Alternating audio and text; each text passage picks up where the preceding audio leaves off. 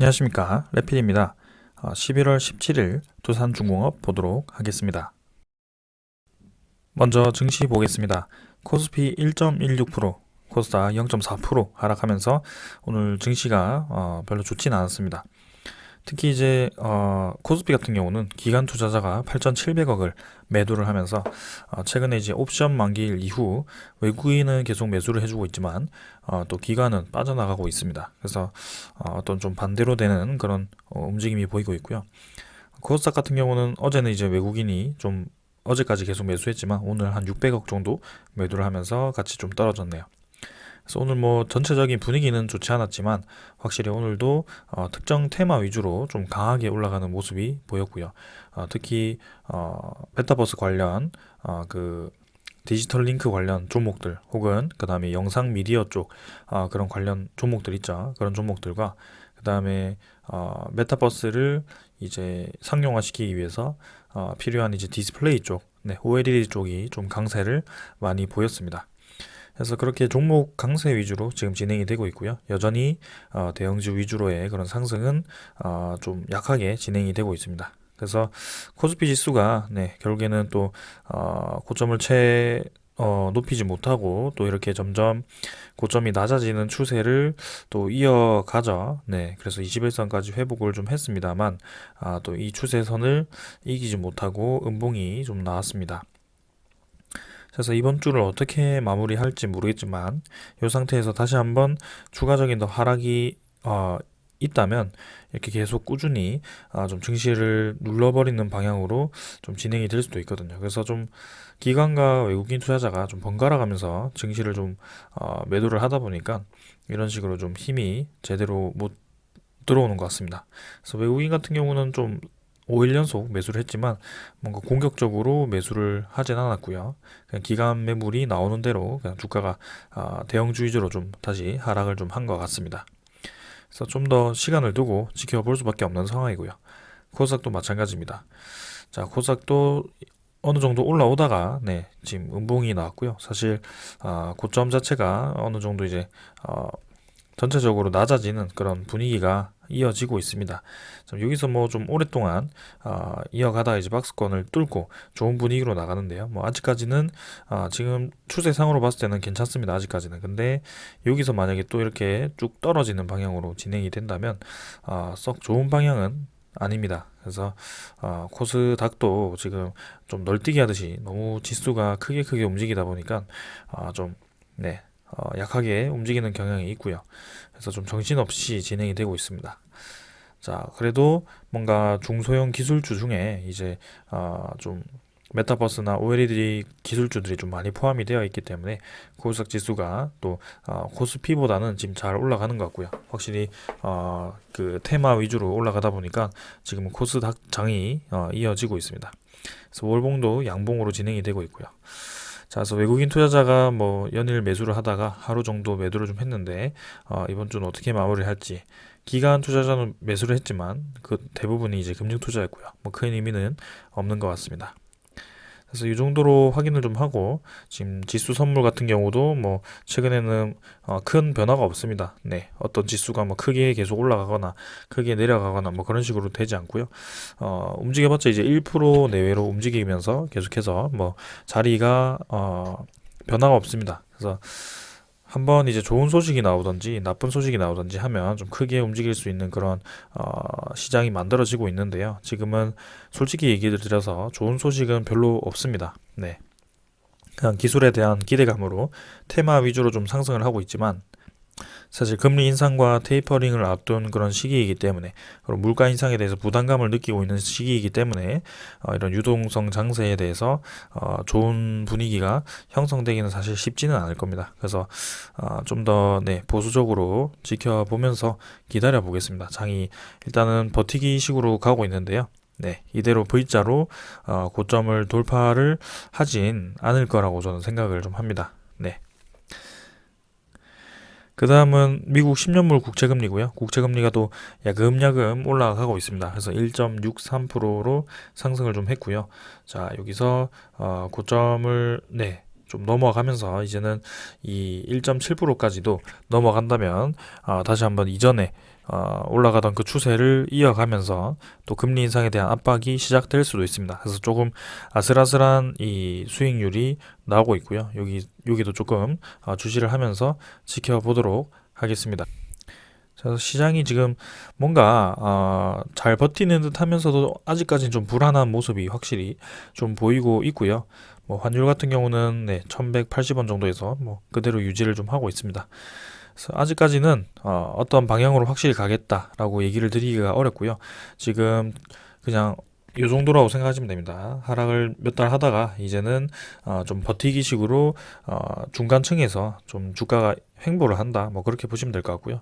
그 이후에는 악재가 뜬다면 이런 음봉도 나올 수 있는 그런 구간이기 때문에 조금은 조심을 해야 될 필요가 있다. 그래서 실적이 없는 그런 종목 위주로는 좀 빠져나오시고 실적주 성장주 위주로 투자를 하는 것이 맞다라고 계속 강조를 드리고 있습니다. 자, 오늘 이 정도로 보고요. 네, 종목 보도록 하겠습니다. 두산중공업 보겠습니다. 300원 하락해서 25,400원으로 마무리를 했고요. 1.17%로 네, 하락했네요. 자, 그래서 시간의 가격은 뭐 크게 변화 없었습니다. 100원 하락해서 마무리했고요. 뭐 큰 움직임이 없었습니다. 오늘 사실은 장 초반에는 좀 강하게 상승을 하면서 26,700원인가요? 네, 800원 정도까지 상승을 좀 했었는데요. 좀 눌러지면서 마지막까지 뭐 거래량을 죽이면서 진행이 좀 된 것 같습니다. 최근에 좀 패턴이 계속 비슷합니다. 장 초반에는 양봉으로 시작해서 장 후반으로 갈수록 좀 밑으로 눌러버리는 패턴이 계속해서 이어지고 있고요.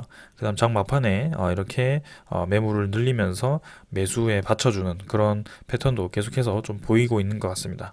그 특징은 외국인 투자자가 계속 매도를 합니다만 이 매도 상위권에서 외국인 투자자의 그런 모건 스탠리라든지 뭐 아니면 JP 모건이라든지 UBS라든지 이런 증권사 이름이 보이지 않고 있습니다. 그래서 실제로 그런 증권사 이외에 다른 외국인이 지금 뭔가 두산중공업을 작업을 하는 건지 뭐 그렇게 생각을 좀 들고 있고요.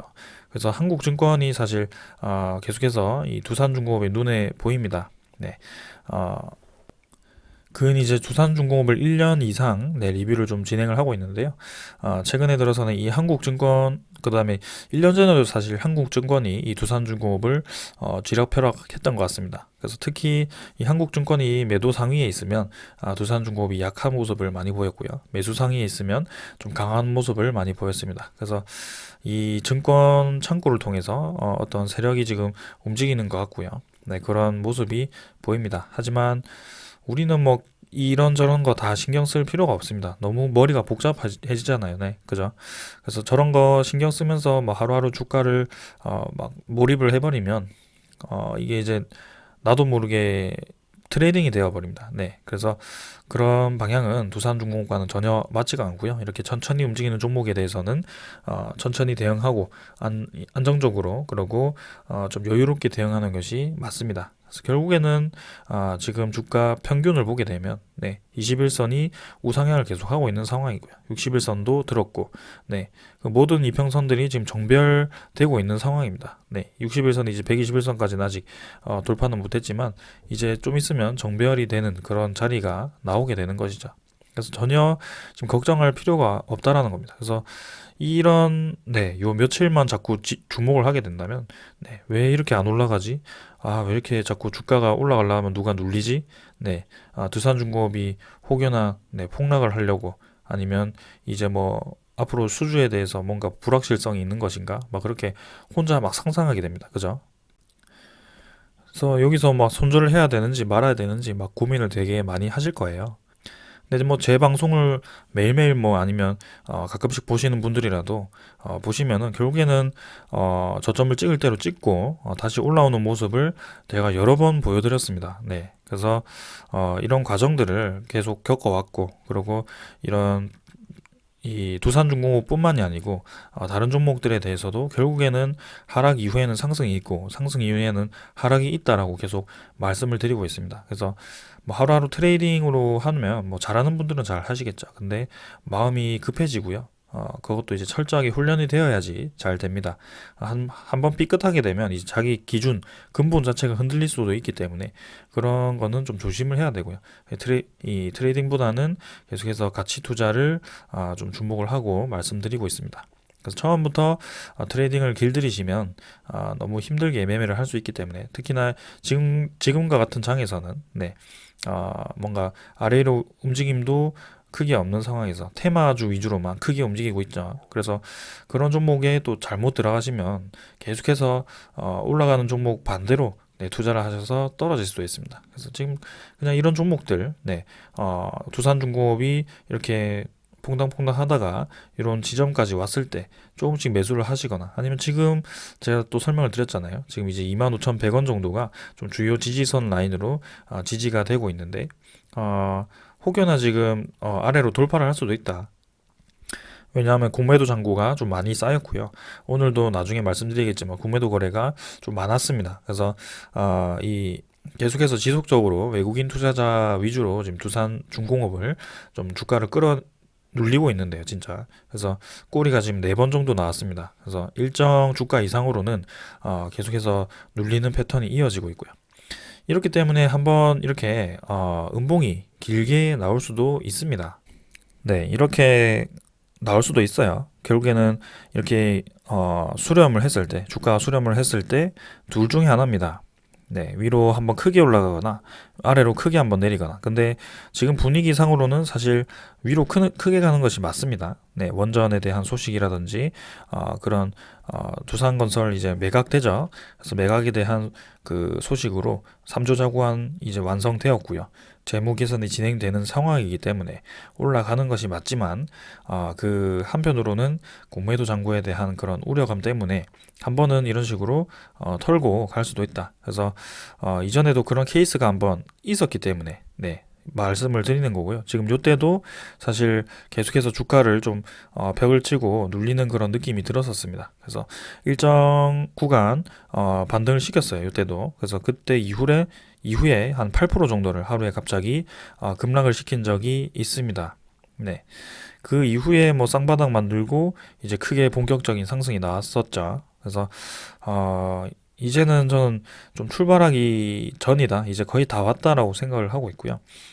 연말이 다가오고 있습니다. 그리고 연초도 기대가 되는 만큼 지금 두산중공업은 마지막 지금 과정을 겪고 있다라고 보여집니다. 그래서 내후년에는 계속해서 이 원자력 소식과 그 다음에 이 재무 개선에 의한 이제 두산그룹 자체의 수소 투자 그쪽 분야가 이제 가시화되고 있기 때문에 거기에 대해서 힘을 낼 수 있을 때라고 생각을 합니다. 네. 그래서 뭐 우리는 그 차트보다는 하루하루 주가보다는 전체적인 방향만 보고 가자라고 말씀을 드리겠습니다. 네. 자, 그래서 뭐 지금 이제 기술적인 분석을 좀 설명을 드리자면 그래도 차트는 어느 정도는 참고하는 데는 쓰여야 되니까요. 잠깐 말씀을 드리면 주요 지지 라인이 25,100원 지금 21선과 이제 겹쳤습니다. 그래서 20일 평균선이 25,000 거의 400원까지 올라왔어요. 그래서 그만큼 두산중공업 이 평균 주가가 어느 정도 상승해 있다라는 거고요. 21선이 25,400원에 위치를 했다라는 것은 이미 이제 이 전고점 부근까지 두산중공업 주가가 수렴을 했다라고 보시면 되겠습니다. 그래서 이 정도 수준까지 올라왔고요. 근데 이제 올라가려고 하면 자꾸 누르고 그런 식으로 두산중공업이 좀 눌러지고 있는 것은 사실입니다. 그래서 꼬리가 계속 만들어지고 있죠. 그래서 이런 꼬리가 눌러지면서 사실은 짧게 본다면 고점이 점점 낮아지고 있는 패턴이기 때문에 어느 정도 하방으로의 압력이 어느 정도 있습니다. 네. 그래서 제가 말씀드린 것은 지금은 기간 수급에 의해서 매수가 받쳐지고 있기 때문에 주가가 좀 받쳐지고 있는데 만약에 기간 수급이 잠깐 이제 횡보를 하거나 멈춘다면 외국인 투자자가 그때 기회를 노려서 한번 크게 떨어뜨릴 수도 있다. 그렇게 말씀을 드립니다. 그때는 마지막 매수 기회가 될 수 있다. 뭐 그렇게 가는 것이죠. 아니면 이제 두 가지 그 다음 시나리오는 이제 이쪽 구간을 이제 횡보를 좀 오랫동안 시키다가 한번 가거나 아니면 바로 이제 V자로 20일선 튕구고, 네, 이때는 이제 좀 힘이 많이 필요할 겁니다. 27,000원이 지금 쉽게 뚫리지 않고 있기 때문에 거래량이 꽤 많이 필요할 것 같고요. 그래서 다시 한번 4천만 주 이상, 네, 이런 식으로 좀 터져주면서 위로 올라갈 가능성이 크기 때문에 그때까지, 네, 천천히 한번 기다려 보겠습니다. 뭐 주봉 물봉은, 네, 그대로 유지가 되고 있기 때문에 넘어가도록 하고요. 투자자 수급을 보게 되면 오늘 이제 기간 수급이 좀 매도가 나왔습니다. 그래서 그동안 이제 계속해서 매수를 해오다가 오늘은 상대적으로 이전에 매도했던 것보다 좀 많이 매도가 나왔죠. 그래서 어제 매수했던 양, 그저께 뭐 합친 거, 네, 그 정도 매도가 나왔고요. 외국인 투자자는 또 이제 100만 주 이상 매도를 하면서 주로 이제 두산중공업을 지금 눌리고 있는 세력 중에 하나가 외국인 투자자라고 보여집니다. 거기다가 오늘은 금융투자도 매도를 했고요. 사모펀드도 같이 좀 매도를 했습니다. 근데 이제 연기금도 12만 주 정도를 좀 매도를 했죠. 그래서 지금 일단은 뭐 전체적인 이 매수 방향은 확실하지만 한 번씩 이렇게 매도를 해주고 있죠. 최근에 들어서는. 그래서 분명히 이제 이전에도 한번 그런 적이 있습니다. 크게 한번 들어오다가 좀 쉬는 구간, 횡보하는 구간에서는 매수 매도를 반복을 하다가 다시 한번 크게 매수를 하다가 이런 식으로 좀 진행을 했기 때문에 연기금 일단 오늘은 차익 실현 물량 가볍게 쏟아냈다, 뭐 그렇게 보시면 될 것 같습니다. 그래서 반대로 이제 그 물량은 투신이 또 받아갔고요. 보험과 투신은 그래도 계속해서 매수를 해주는 포지션이네요. 자, 그래서 기간 수급이 지금 연기금이 이렇게 매도를 같이 해주는데도 불구하고 그래도 주가는 이 정도면, 네, 좀 방어를 잘 한 것 같습니다. 오늘 정도면. 근데 이제 이번 주 안에 이 두산중공업의 이 방향이 이번 주는 아니면 다음 주 초까지, 네, 그 정도의 방향이 좀 결정나지 않을까 단기간에, 네, 그렇게 생각을 하고 있고요. 결국에는 이 기관 투자자가 그동안 이렇게 열심히 매수한 이유가 분명히 있다라고 생각을 합니다. 그래서 그때까지는 우리는 계속해서 들고 가면 될 것 같고요. 연말 넘어서 연초, 그다음에 내년 중반까지도 한번 충분히 지켜볼 만합니다. 그래서 계속해서 이제 원전 소식들과 원전에 대한 일정들과 그다음에 앞으로의 신사업들에 대해서 따로 정리를 해서 여러분들께 알려드렸고요. 지금 뭐 이런 하락, 그다음에 최근에 들어서 좀 재미없는 이 흐름으로 그 모든 이 소스들을 다 한 번에 무마시키고 이 주가에 집중을 할 필요는 전혀 없다, 네, 라고 말씀드리겠습니다. 그래서 이 정도로 보고요. 네, 두산중공업의 국매도 잔고 한번 보겠습니다. 공매도 잔고는 2만, 네, 또 이제 146만 주죠. 네, 더 늘었습니다. 그래서 최근에 계속 공매도 잔고가 늘어나는 방향으로 진행이 좀 되고 있고요. 공매도 수량도 112만 주, 오늘 거래량이 한 1000만 주 정도인데요. 1100만 주, 10% 가량이 또 공매도로 나왔습니다. 그만큼 지금 공매도 거래가 활발하게 진행이 되고 있고요. 오늘도 아무래도 장 초반부터 공매도를 때리면서 주가 상승에 대해서 눌린 것 같습니다. 그래서 이 공매도 잔고가 지속적으로 좀 늘어난다는 것은 상당히 좀 부담스럽고요. 또 여기서 1400만 주 초반에서 유지를 계속하고 있다가 또 다시 한번 이렇게 올라가기 시작했다라는 거죠. 그래서 언제 이게 이 상환이 될지 모르겠지만 이제는 26,000원 정도라고 한다면 공매도 잔고가 꽤 많습니다. 이제는 한 4천억 가까이가 지금 공매도 잔고로 좀 남아있는 상태고요. 분명히 무슨 의도가 있을 것 같은데, 자, 일단은, 네, 이런, 네, 공매도 잔고가 급속하게 늘어나는 방향에 대해서는 사실 저는 좋지 않게 보고 있기 때문에 요거 하나만큼은 조금 좀 짚고 가겠습니다. 그래서 지금 당장에서야 주가에 막 크게 영향을 미치진 않고 있지만 이게 추후에 잠깐 이제 큰 하락이 큰 음봉이 나올 수도 있겠다, 그 얘기를 드리는 거지. 이런 공매도 잔고 때문에 한편으로는 그런 염두를 해두고 있는 겁니다. 근데 뭐 큰 방향으로 봤을 때는 크게 걱정이 되지 않지만, 네, 지금 단기간에는 그런 방향이 나올 수도 있다. 그래서 지금 주가가 수렴한 상태에서 이 공매도의 역할이 한번 어떻게 될지 요 며칠 지켜보겠습니다. 자, 그 다음에는 이 대차장고도 보겠습니다. 대차장고도 사실 같이 좀 늘어나 있는 상태고요. 오늘에서야 뭐 사실 크게 많이 늘진 않았어요. 어제도 뭐 크게 변화 없었지만 그 3,400만 주, 3,300만 주, 네, 이렇게 3,000만 주대를 계속 유지를 좀 하고 있습니다. 그래서 대차장고, 네, 국매도 잔고 이렇게 같이 좀 늘어나 있는 상태고요.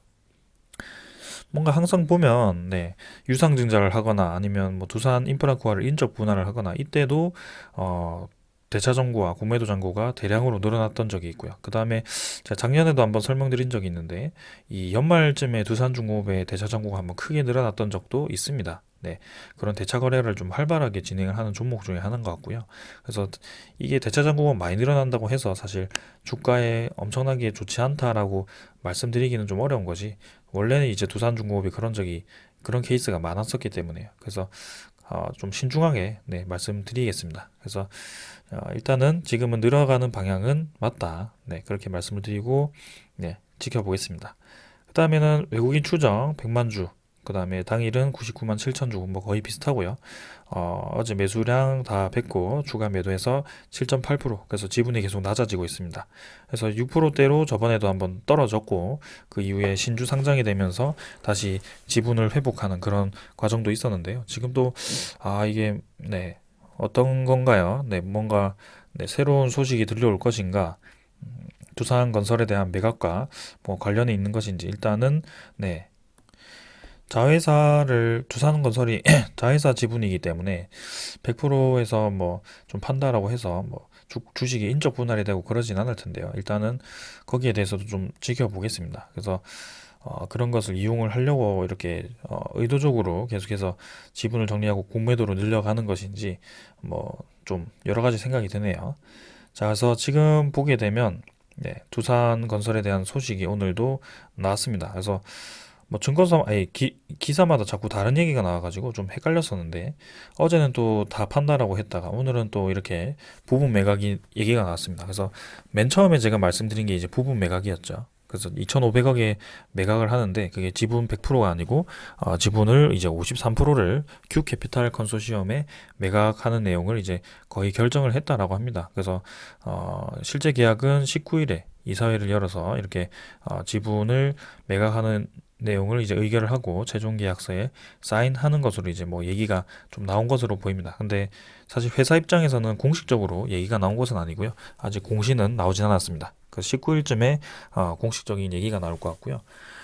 그 다음에는 뭐 지분이 이제 53%가 넘어가게 되면 사실 47% 정도가 두산중공업 아래에 있게 됩니다. 그래서 두산건설 자체가 사실 뭐 두산중공업에 있어 뭐 토목이라든지 그런 건설 쪽을 맡고 진행을 하고 있었고 최근에 이제 수주가 1조 원에 달할 만큼 사실 지금 건설 쪽이 좀 잘 나가고 있습니다. 그래서 그만큼 이제 이 47%에 대해서 53%에 대해서 2,500억을 평가를 받았다는 것은 전체로 보았을 때는 4,800억 정도, 네, 4,500억 이상이 되겠죠. 그래서 꽤나 이제 잘 매각을 한 거고요. 지금 이제 3조 자구안에 대해서는 일부분 다시 상환을 진행하고 그 다음에 뭐 두산인프라코아 매각을 하면서 들어오지 않은 자금에 대해서 뭐 또 추가로 들어오게 되고 뭐 그렇게 되면 이 완벽하게 좀 재무 개선이 이루어질 것 같습니다. 그래서 채권단 졸업하고 이제 신사업에 집중할 수 있는 그런 판이 만들어지기 때문에 긍정적으로 볼 수 있고요. 그 다음에 지분 전체를 이제 매각을 하지 않았기 때문에 여전히 이제 두산건설과 두산중공업이 또 합작으로 이렇게 또 움직일 수 있는 네, 부분입니다. 그래서 이집트 원전 수주 관련해서도 네, 그 2차 플랜트, 2차 EPC였죠. 네, 그쪽 수주였기 때문에 현대건설과 합작이었습니다. 그래서 아마 두산건설의 영향도 필요할 거고요. 거기에 대해서 건설 영향이 필요할 거고요. 두산중공업은 원전이긴 하지만 뭐 그 안쪽에 원전 내부에 있는 그런 증기 발생기라든지 아니면 네, 뭐 터빈이라든지 뭐 그런 쪽으로 부품 아니면 캐스크, 네, 폐기물 저장하는 용기라든지 아니면 지진 설계 같은 그런 설계 관련해서 진행을 하지만 이 외곽 벽이라든지 뭐 그런 거는 또 이제 두산건설의 영향이 필요할 겁니다. 그래서 그런 쪽으로도 좀 네, 두산건설의 영향이 필요하기 때문에 완벽하게 다 매각을 하지 않은 것 같고요. 그 다음에 뭐 네, 두산중공업이 또 두산건설을 살리기 위해서 그동안 많은 투자를 해왔었고 이제 좀 살아나는데 이걸 또 다 매각을 하자니 너무 좀 아깝기도 하고요. 그래서 좀 다시 한번 사올 수도 있는 그런 가능성을 열어둔 것 같습니다. 아무튼 제가 봤을 때는 네, 긍정적인 평가라고 생각합니다. 지금 네, 2,500억의 절반 정도를 팔고 네, 그래도 경영권은 저쪽으로 갔지만 그래도 지금 건설에 대한 그 시너지는 발휘할 수 있다. 뭐 그렇게 평가가 됩니다. 자, 그 다음에는 오늘, 원전에 대한 소식인데요. 오늘 좀 새롭습니다. 빌 게이츠 얘기가 나왔습니다. 빌 게이츠가 이제 미국 와이오밍주에 SMR을 짓는다라고 하고요. 예전에 한번 제가 언급드린 적이 있는 소식인데요. 드디어 이제 구체적인 얘기가 좀 나오네요. 그래서 345메가와트 규모의 나트륨 건설이라고 합니다. 그래서 이름이 나트륨이라고 하는데, 나트륨이 사실 뭐 소금 뭐 이런 거 생각나죠. 그래서 나트륨이 이 이름인 이유가 있는데요. 지금 원전은 보통 이 원자력 핵분열을 통해서 발생하는 열을 통해서 물을 이제 증발을 시킵니다. 그래서 증기 발생기에서 그 나오는 증기를 통해서 터빈을 돌리면서 그 발전기가 이 전기를 생산하는 그런 원리인데요. 그거를 이제 물 대신에 나트륨을 이용해서 액체 나트륨을 이용해서 그거를 액체 나트륨에서 기체 나트륨으로 기화가 되는 그 원리를 이용하는 것 같습니다. 그래서 빌 게이츠가 이제 새로운 개념의 그 SMR을 개발을 하는 것 같고요.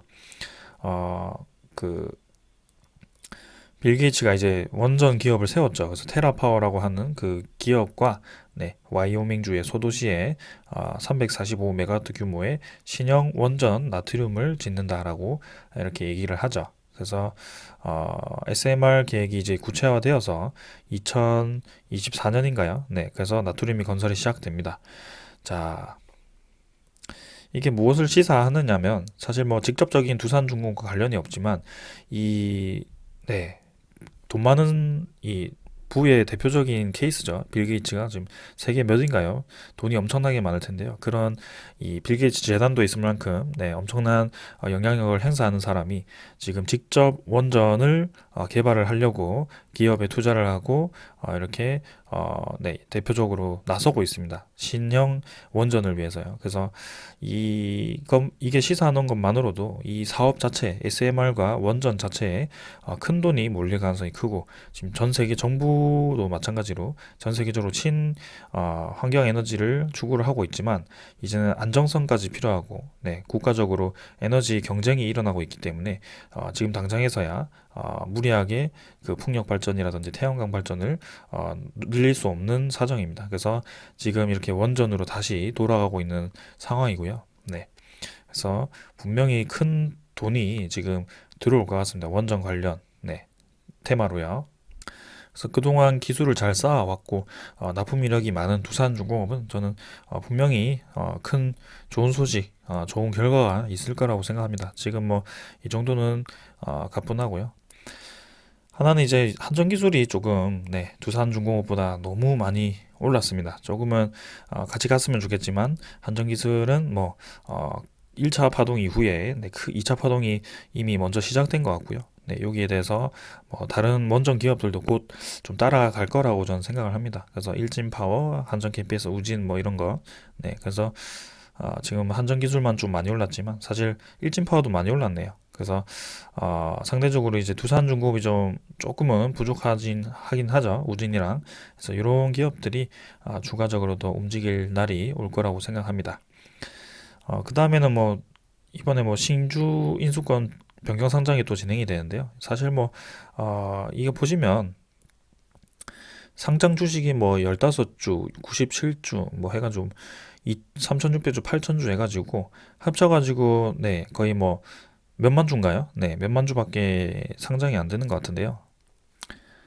요 밑에는 좀 있네요. 73만 주 정도. 그래서 뭐 13,000주, 73만 주 해가지고 합쳐서 한 74만 3천 주 정도가 그죠? 상장이 되는데요. 사실 뭐 74만 3천 주면 조금 뭐 1거래량으로 따졌을 때 지금 최근 평균 한 10% 정도가 상장이 된다라고 보시면 되겠지만, 지금 전체 이 두산중공업의 주식수가 5억 주인가요? 4억 주, 5억 주인가요? 그 정도 됩니다. 그래서 5억에 이제 1%라고 한다면 500만 주고요. 그 중에 거의 뭐 75만 주면 1%에 한 6분의 1인가요? 그 정도 되겠네요. 그래서 6분의 1 수준이니까 1%에 6분의 1이면 얼마입니까? 0.0 0.1%, 0.14%, 0.15% 정도가 되겠네요. 그러니까 거의 뭐 영향이 없을 겁니다. 그래서 뭐 크게 걱정 안 하셔도 될 것 같고요. 네, 지금 이런 주가 상장 이 액면 워런트, 네, 워런트에 대한 주가 상장은 뭐 몇백만 주 이렇게 나오지 않는 이상은 괜찮을 것 같습니다. 그리고 주가 상장이 좀 그 주가에 영향을 미치기 위해서는 적어도 이제 10% 이상 네, 유상증자 대규모 유상증자로 발생하는 그런 주식 수가 영향이 좀 크고요. 지금은 괜찮다라고 보여집니다. 그래서 오늘 이 정도로 얘기를 좀 했고요. 오늘은 이제 두산중공업 소식 이외에도 좀 뭔가 번외 얘기를 좀 많이 드렸는데요. 흔들리지 말고 네, 가져가셨으면 좋겠습니다. 저는 그렇게 생각합니다. 그래서 지금 뭐 매수 기회가 올 것인가 아니면 바로 그냥 갈 것인가 뭐 그 정도 길이 지금 이제 결정이 조만간 될 것 같습니다. 그래서 일단 방향성을 보고 천천히 한번 지켜보도록 합시다. 자, 오늘 여기까지 하고 마무리하겠습니다. 감사합니다.